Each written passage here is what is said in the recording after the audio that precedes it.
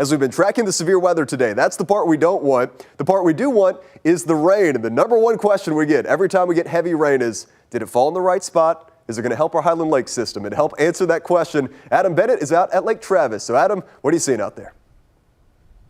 Well, Hunter, as you can see right here, Lake Travis, it still looks pretty much the same as it always has. Those sometimes islands or always peninsulas, whatever you want to refer to them as, they are still very much there. And the LCRA gauges back that up. They show that it's really up about an inch, inch and a half or so compared to a couple days ago.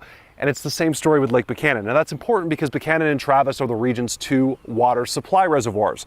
For the rain to benefit those lakes, it would need to fall in the watershed above Lake Travis. Earlier today, I spoke with the LCRA's Executive VP of Water. He told me that right now the soil in Central Texas is so dry, so today's rain is really just soaking the ground. You have to have your ground saturated before it begins to shed water and create runoff. And so what this rain is doing is it's supplying that moisture that the ground needs. So we need a continuation of these rainfall events. And says for those levels to really go up significantly, you would need a kind of long, continuous rainfall over the course of a day, or really ideally several days, or a sudden tropical event. He says that could get us out of the drought in a hurry, but that is not the kind of rain that we appear to have gotten today, Hunter.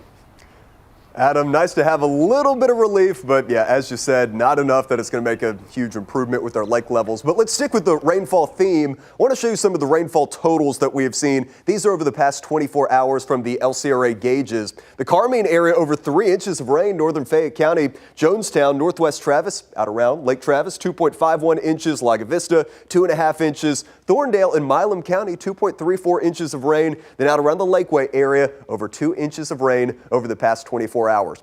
This is the map, and as Adam was explaining, to get water into Lake Buchanan, you got to go up mainly northwest. Then to get water into Lake Travis, you have the Llano River, which eventually funnels in. You have the Pedernales River. So we got some areas in the right spots that got rain. It just wasn't enough that we have massive inflows into the lake that give you multiple feet of rise. It's good for a couple inches, but not much more than that as of now.